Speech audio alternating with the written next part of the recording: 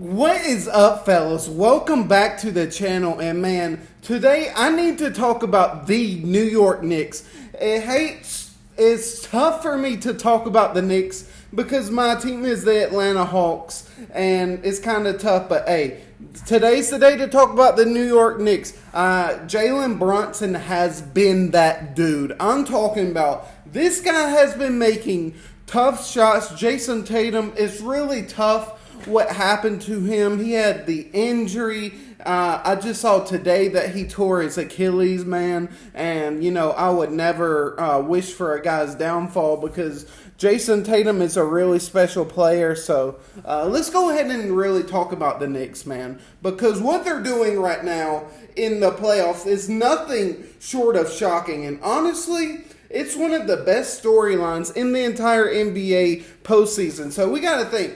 We have to realize how bad the Knicks have been in the history of the sport. They've really never had a true defining point guard in a very long time, good as Jalen Brunson is.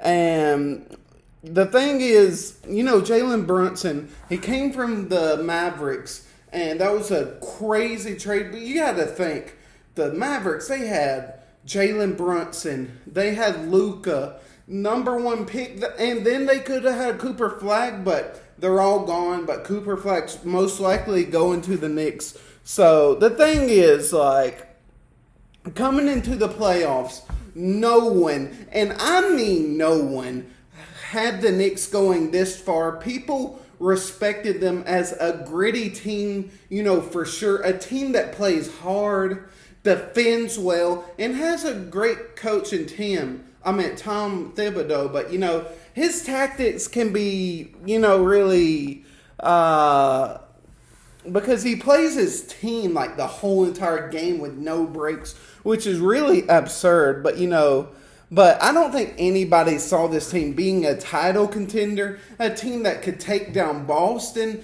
the number one seed, the favorites, the team with multiple All-Stars, and arguably the deepest roster really in the league. Not a chance, and yet here we are. Knicks are up 3-1 on the Celtics. It's really wild to think about that they're really up 3-1 right now. So what I really want to talk about really with the Knicks is their mentality. This Knicks team has grit. They have heart. Every game they've been counted out, down double digits, and they come, just fighting, really, You can't teach that. That's culture. That's chemistry. That's toughness. And if you want to say it, that's Thibs, really. Thibs' team. That's what he's really counted on, was his team to have heart, accountability, and relying on each other because it's really the next man up. And these games are not just short of talent. It is absolute electric fireworks. But because they really outwork people, they don't back down. Now, of course, we got to talk about Jalen Brunson. This man is playing like a legit superstar. He's been putting up 30, 40-point nights. He's doing efficiently, but the thing that really that I've noticed is that he's really calm under pressure. He thrives under pressure. It feels like he's at his best when the pressure is highest, the lights are brightest, and he's been doing crazy things. So I gotta show love to Jalen Brunson. He delivers. It feels like every time the Knicks need momentum, Brunson gets a tough M1, hits a three, or finds someone for an open look. He's become the leader for an open look. He's become the leader for open looks for his teammates. He's become leader of the team.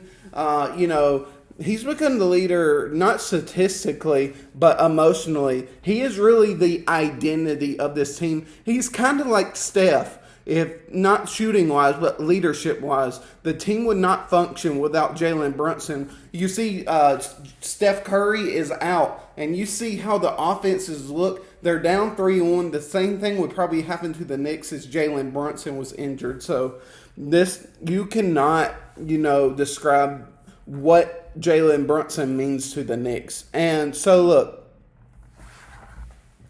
look, so the run isn't just Brunson. Michael Bridges has been phenomenal, especially on defense. You got to think of the defense. Michael Bridges he's got 2 stops at the end of the game. Especially on defense and transition. OG Anunoby has given them size, really switchability, and some big time buckets as well. So it's really a big team effort through everyone. Josh Hart has been doing the dirty work, getting boards when they need it. So, he's been guarding multiple positions as well. And their big man has been, Robinson. He hasn't been, the best in the world. Like free throw shooting is probably his weakest point. But one of the craziest parts of this run is how the Knicks are pulling off these wins with necessarily having the flashiest names or the biggest star power. They got Karl Anthony Towns, who has been going crazy. Probably the best stretch center in the NBA. They're not shooting lights out from deep. They're running high-flying offense. They're just playing old school bully basketball, making tough shots, and this team really has a chance of going to the championship, really. But, it's a surprise. The Pacers and the Knicks going to the Eastern Conference Final. Both teams up 3-1. So, after game, the Knicks have shown resilience. Down 14 to the Celtics in Game 4, no problem. They really just storm back and they win. So, Boston's crowd is going nuts, but Taysom putting up 40, it doesn't matter. The Knicks stick to the plan, they chip away, and they take the game. That's not luck. That's belief, execution, and really confidence. And we really got to acknowledge Tatum's injury. And without Jason Tatum, they're at a big disadvantage. It's a big blow for Boston, but this series doesn't swing just because of that. The Knicks were already up 2-1, and they were battling for every minute because Jason Tatum, he had 15 rebounding games. So you just really have to take the accountability of everybody's effort for the Knicks of what they're doing. So let's just say if the Knicks close this out, it looks like this will go down as one of the most memorable runs in franchise history. Maybe even more so than the 90s runs with Ewing, because this came out of nowhere. No one expected it, and now they're on the doorstep of the Eastern Conference Final. It's really unreal because nobody really expected the Knicks to go this far. No one projected. Everybody thought the Celtics would win like 5-1 or 4-2 pretty easily. So shout out to the Knicks, man. They're playing beautiful, tough, team-first basketball. And whether or not they win it all, they've already won the respect of the league, the fans, and honestly the whole sports world when we're really talking about it. And honestly, they're doing it the hard way. They're making it look pretty dang good. So I got to give credit to the Knicks. Karl Anthony Towns has made some big-time step-back threes. The Knicks have been going crazy. I got to give respect where respect is due. And I am very surprised how good these two teams, the Knicks and the Pacers, Jalen Brunson has been making tough shots.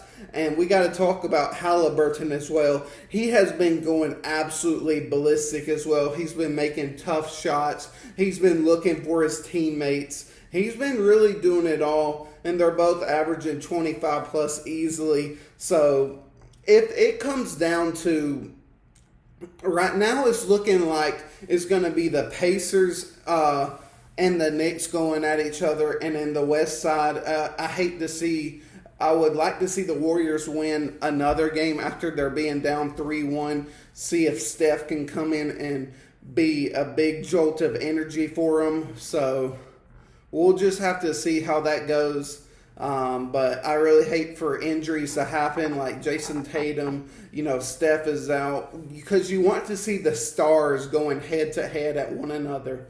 So if it goes to the Eastern Conference Finals, let's just say if the Knicks and the Pacers the Pacers beat the Cavs, and then it's looking like the Knicks are going to beat the Celtics. So who do you got if it goes to the Eastern Conference Final? Who do you got? The upcoming young teams, the Pacers versus the Knicks. Who do you think wins that series? And you got to talk about that Denver series is looking pretty dang good as well over there. So who do you got? The Thunder and the.